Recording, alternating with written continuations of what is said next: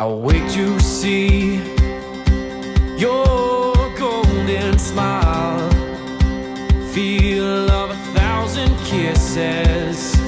Oh, please stay a while. Hi guys, and welcome back to our channel. Last time we sailed into Croatia from Montenegro, checked into the country, and explored Old Town Dubrovnik while at anchor in Zaton Bay. Now that we're officially legal here, we're free to sail around the country and begin our grand tour of coastal Croatia. Of course, before we go anywhere, the captain does need to finish his workout routine. About where we go, because it's a bit of more, you know, worry whether they're comfortable, whether they're enjoying it, you know. Okay. Good morning. It is August something of 2024. We've left our anchorage, which was over there and to the right, deep in there. Now we are going to get some, well, eventually we're going to that island over there to a place called Blue Cave or Blue Hole or Blue something. But for now, we are going to, ta-da, Dubrovnik. And the reason is that we need to find a diesel station.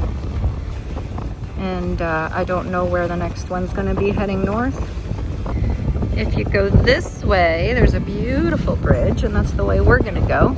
The bridge is 30 or 40 some odd meters, and our mast is just over 20 meters, so we'll be fine. Beautiful day. And there's my beautiful husband. Say hello, beautiful husband. He said, hello, beautiful wife.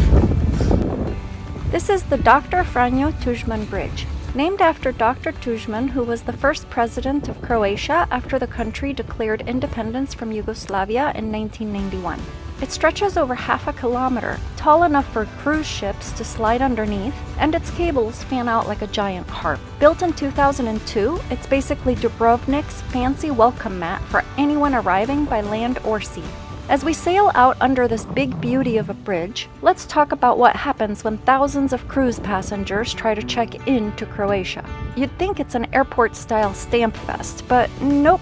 It's more like orchestrated chaos. Border officials hop on board, scan passports in batches, and somehow move thousands of people without creating a conga line of sweaty tourists. Most ships here are just popping in from Italy, Greece, or Montenegro, staying a few hours before scooting off to the next port. And with only 2 cruise ships allowed per day, Dubrovnik has basically said, we love you, but not all of you at once.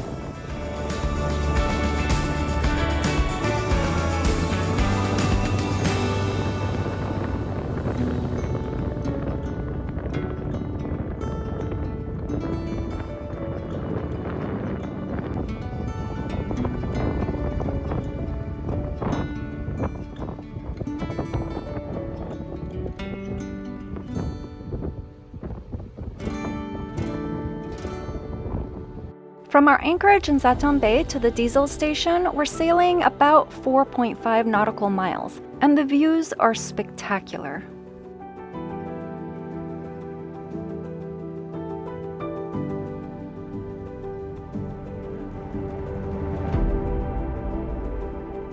Today we're sailing over to the island of Koločep and dropping anchor in Koločep Bay for the night. From here, we've got a little 3-stop adventure planned with our dinghies. The 3 green caves, the blue cave, and the grand finale, the stairs to the sea.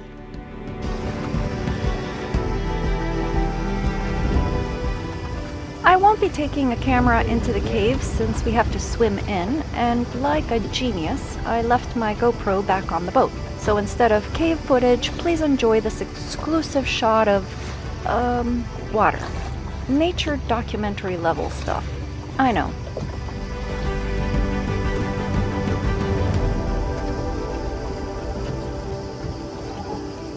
Oh, you can see daylight on that one cave.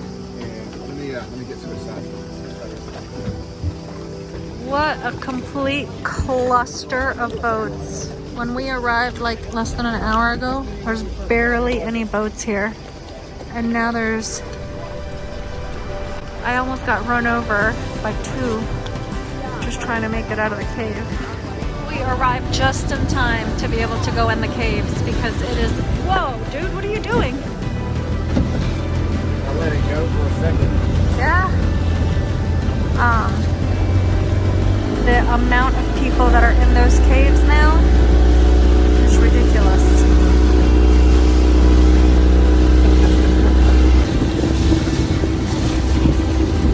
So that was the 3 green caves, and now we're going to the blue caves.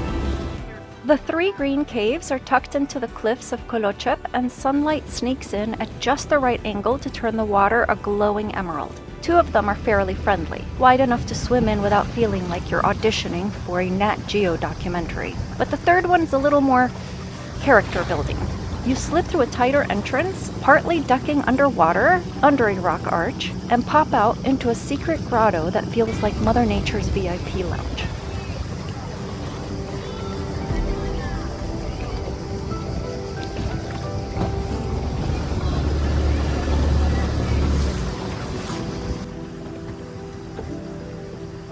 Our friends aboard Priscilla, who we've been buddy boating through Greece, Albania, Montenegro, and now Croatia, have friends and family aboard, so we've joined them for this group outing.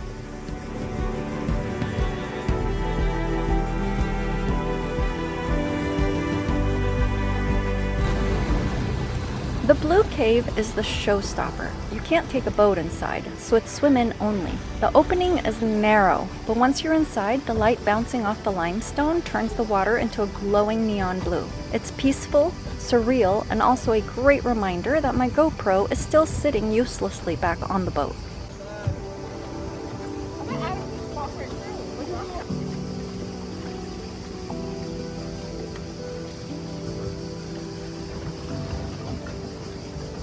The stairs to the sea are exactly what they sound like. Stone steps carved into the cliffs that lead straight into the water. The view from the top is already gorgeous, but walking down into that turquoise water feels like stepping into a travel brochure.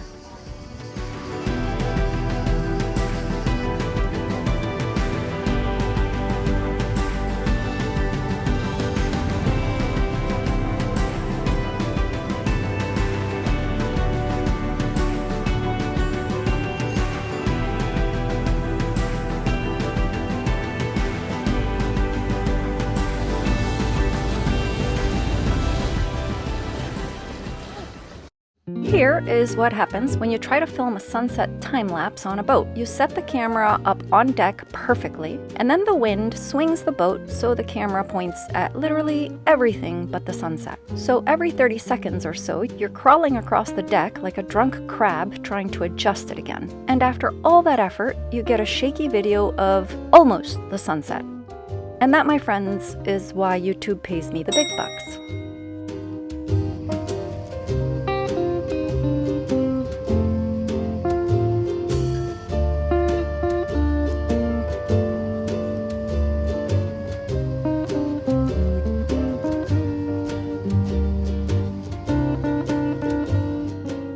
Today we're heading from Koločep to Slano. It's a big bay on the mainland, north of Dubrovnik. It's wide, sheltered, and hopefully not haunted by the same katabatic winds that we got smacked with in Zaton Bay. Because nothing says a fun anchorage like your boat suddenly turning into a theme park ride at 2 a.m. This monohull arrived a couple of hours ago, and they dropped anchor between that blue boat over there and us. And they dragged and dragged and dragged. And we think they picked up the chain or the anchor of the big yacht that's been there for us since we got here yesterday. Well, our stop in Slano was brief, mostly because Donovan and I had an argument, which dampened my mood and desire to film just about anything. Well, except for this monohull dragging anchor right into that big yacht's chain. Living full-time on a boat isn't always champagne and sunsets. Sometimes it's cramped quarters, frayed nerves, and front row seats to other people's anchoring disasters. Pretty good possibility that big white yacht is gonna have to untie their lines and re-anchor again. I'm sure they're not going to be happy about that. Anyway, moving on. Next stop, Uvala Spilice, where we get to stern tie to rocks. Bamboozled by the way you let me on to think that maybe I could be the... We dropped in 10 or 11 meters, 10 and a half meters. We got 58.8, but we're stern tied. Our anchor is right there, and we're stern tied in paradise.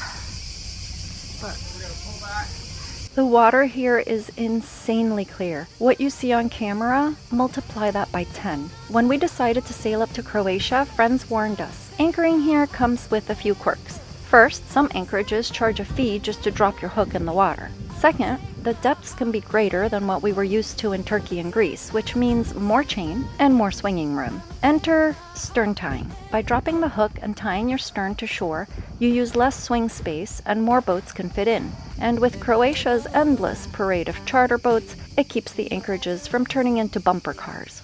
Here in Spilice, it's not crowded, but the water drops off fast. So if you swing freely, you risk bumping into those lovely jagged rocks lining the shores.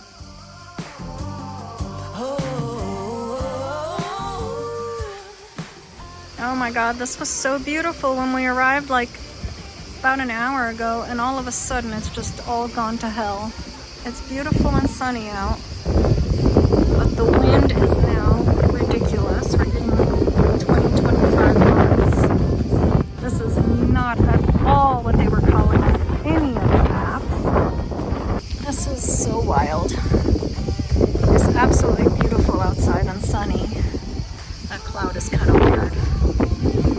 But it is windy, windy, windy, windy. Now this guy's over here. Not sure what they're doing, but the monohull's been trying to stern tie here for a while now. I need to get out of the way. I can hear the anchor coming down on the catamaran. So the monohull needs to get out of the way. But now the monohull is dropping their anchor. The fuck are they doing? Lord have mercy.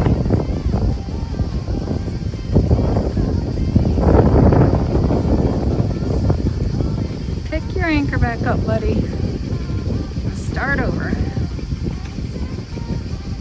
Let this catamaran finish their maneuver and then figure it out.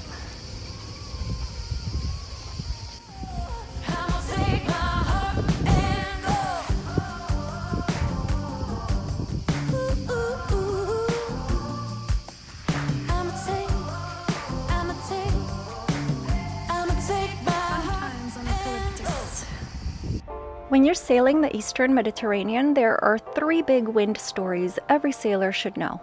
First stop, the Aegean Sea, where the famous Meltemi winds sweep down from the Black Sea. These northerlies hit the Cyclades, eastern Greece, and western Turkey like clockwork in summer. Strong, dry, and relentless. They can last for days or even weeks, always from the same direction. No rain, just pure wind power. Great for sailing, but not so great when you're trying to stroll around those gorgeous whitewashed Cycladic villages with the blue shutters, while simultaneously being blown down the street like a runaway beach ball. Next, we slide over to the Ionian Sea. Here the winds are mostly northwesterlies. They're friendlier than the Meltemi, steady, more predictable, but not usually as fierce. Think of them as the laid-back cousin of the Aegean winds. They blow mostly from the north and northwest, sometimes swinging south, and only rarely from east or west. Unlike the Meltemi though, the Ionian winds can bring rain along for the ride, so while they're easier to live with, they may still sneak in a surprise shower to keep you on your toes.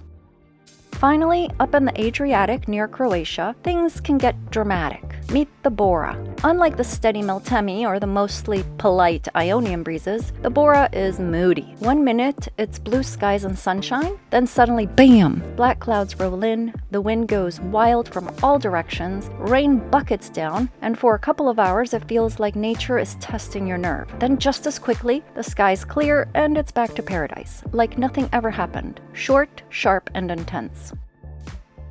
So to sum it up, the Meltemi is the steady overachiever, the Ionian winds are the chill travel buddy with occasional mood swings, and the Bora is the unpredictable drama queen. Know them, respect them, and your sails and sanity will thank you.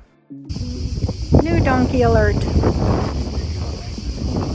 This motorboat with the red paddleboard just zoomed in here, 100 miles an hour, while this blue sailboat is trying to stern tie. The girl right there in the, or lady, whatever, in the dinghy, it just dropped their anchor. The lady in the dinghy now has to get back to her boat. I think they're picking up anchor. They've given up. Either that or they were going to try again, but now this guy in the motorboat just dropped anchor right in their spot. Wow. People are just...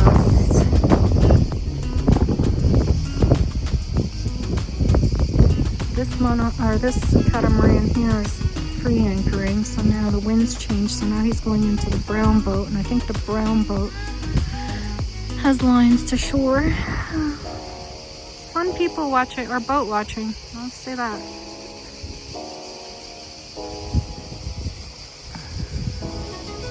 Hopefully the storm will pass by really fast and things will calm down so I can relax.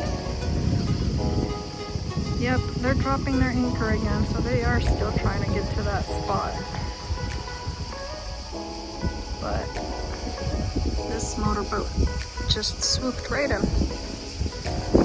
Yay.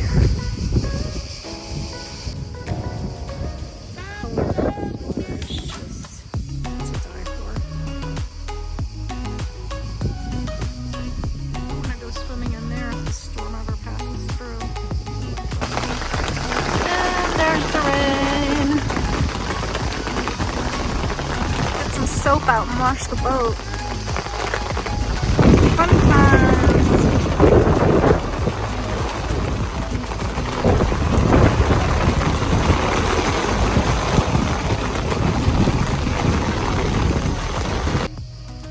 And the rain stopped after 5 minutes. Not enough rain to wash the boat. But the storm is going over there now. Look at that sky.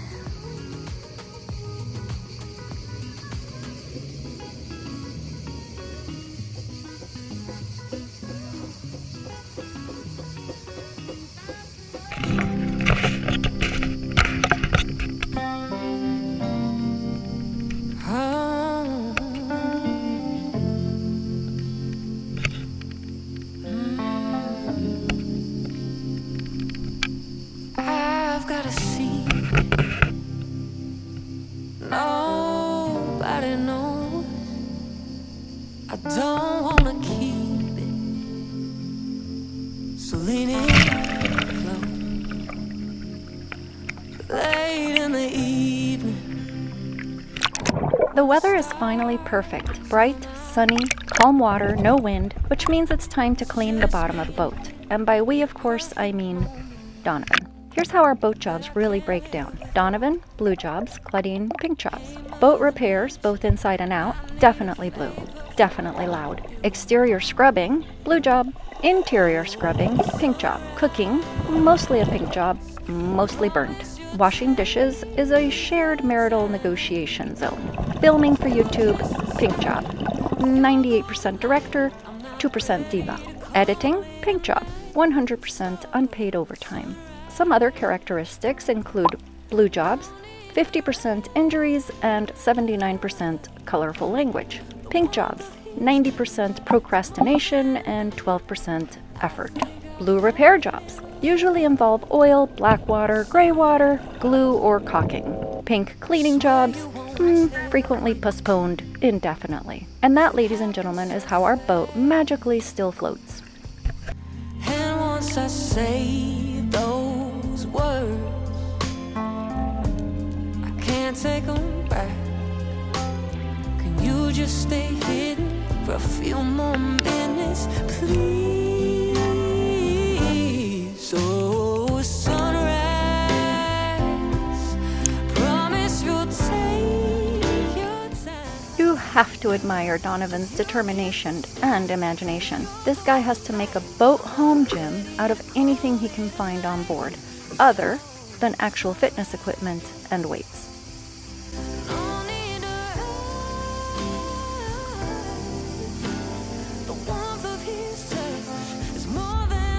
Wow.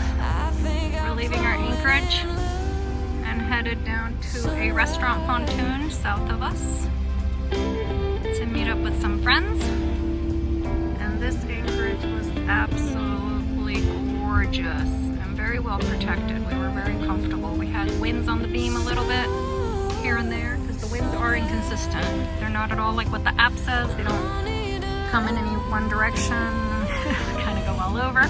But it was still a very comfortable stay, and lots of day boats, but you know, everybody was respectful, and then at night most of the boats left, so for the most part we were alone both nights. Definitely would come back to this anchorage if need be, if we were in the area, which I don't know if we'll come back to the area, but if we do, I wouldn't mind coming back here. Love it. This is the hotel where we're coming. We're not staying at the hotel, we're just using their pontoon. You stay at the pontoon for free if you eat at the hotel. Our next stop is Pontoon Bojica at the southern end of the Elafiti Islands near the village of Suđerađ. The pontoon belongs to Hotel Bojica, which comes with a great restaurant and a pool. Docking here is free as long as you promise to eat at the restaurant. Basically, it's dinner with a side of mooring. And that's our friend Priscilla, and then in the motor yacht behind them are David and Giovanna. We're gonna hang out with and have dinner with them. We're gonna go to port side or left side of this green marker so we don't run into all those rocks. There's rocks everywhere here. I see a beautiful swimming spot right in front of that monohull. All the green water, it looks gorgeous. Looks like a beautiful little port. Alright, nerves of steel, Claudine. Don't run into any rocks. Oh, and did I mention water and electricity are included? But the real cherry on top, access to the pool and direct ocean are also included. I could have stayed here forever. All this beautiful calmness and serenity until...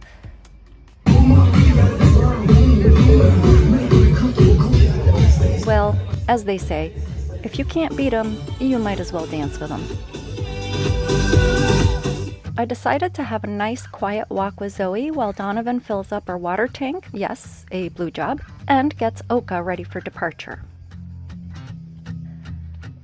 Wish I could wear peace like this shirt on my back, then give it away whenever somebody asks.